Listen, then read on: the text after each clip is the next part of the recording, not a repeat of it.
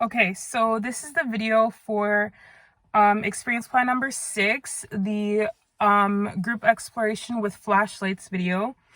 I'm in the car because there's just too much noise in the house. So my idea for this video was to play, to play around just with shadows using the light of flashlights, different flashlights, in the classroom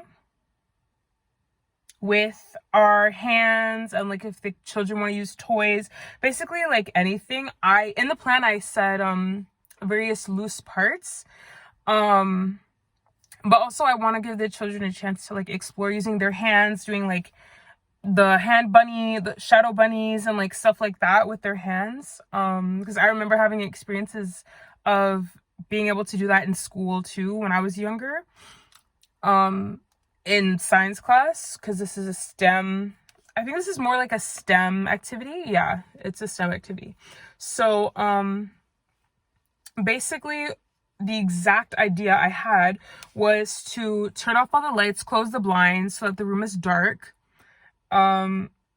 Obviously, if I have children that are like really, really young, I'll have to have some light because they might get scared or feel like they're in the dark. So yeah, even though like the point is to get the best shadow, I'd want it to be in the dark, but you know, depending on the age, some kids might not like that. So but yeah, basically to have the room dark, and then to have 4 different flashlights that maybe have like different brightnesses, different maybe color, because you know some flashlights are more white light and then some flashlights are more yellowy. So like maybe have just a variety, just 4, but in those 4 have variety of the type of flashlight I have. And then turn them on and face them towards just a blank wall, or if we have like one of those screens, the monitoring screens where you like put the projector onto. So if I have one of those, then I'll flash it on one of those, and basically hold up like different loose parts. So buttons, like a small toy, like small toy cars, or from the dramatic center, like the little dolls. We could use feathers, pencils, like just random stuff from around the classroom, and I'll hold it up in front of one of the flashlights and then get the children to identify what the object is. And then they could take turns doing the same, holding up things they want to see the reflection of in the light, and just explore with how flashlights work, and how they're able to project different silhouettes and images when you move things a certain way or hold things up to it like we're gonna do. So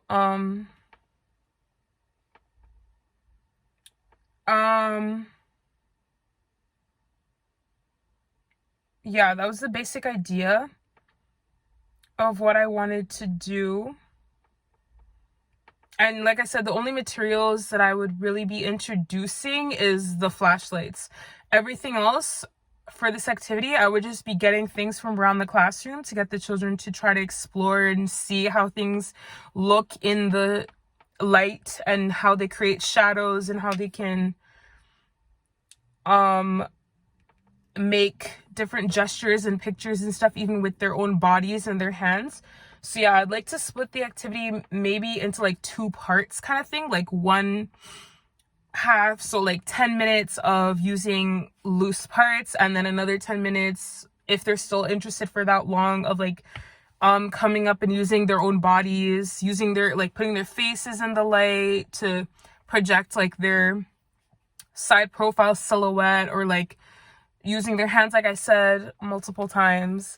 So yeah, I think that's just the activity that I was planning on doing.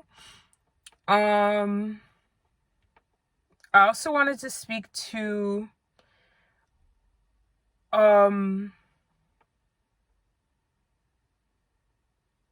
issues that they might have. So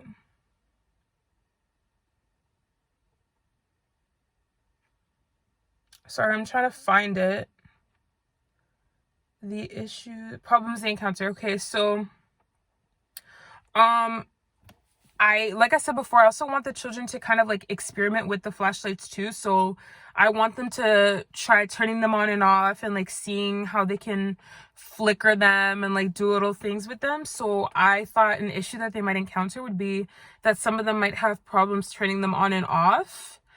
And what I would do with that is like kind of how they did it in the video, kind of getting their peers to help them figure it out instead of me just jumping in. So first I would obviously like observe to see if they figure it out on their own, and then if not, I would, like they did in the video, as I said, I would get one of their classmates or friends, whatever, to help them to turn it on and show them how to do it so that they can kind of independently problem solve without me being totally involved. Especially being STEM, I feel like children figuring out their own problems and like working through their own issues with the materials that are given to them, I feel like that is a big part of STEM, like just exploring and really trying to see how things work and figure things out for themselves. I feel like that's a huge part of STEM. So I also wanted to speak to my role in the experience. So I said that my role in the experience is to help the child find answers to their questions through their play and exploration, and then to help them make sense of technology. And I'm going to try to engage them, asking questions and I wonder statements to help them to like really think. Like, I wonder how a flashlight will shine if it's still light in the room, and I'll like turn on the light and then they can see, like, does it still shine bright, like, or do I have to hold it super close to a surface for it to shine bright or to even show at all, you know what I'm saying?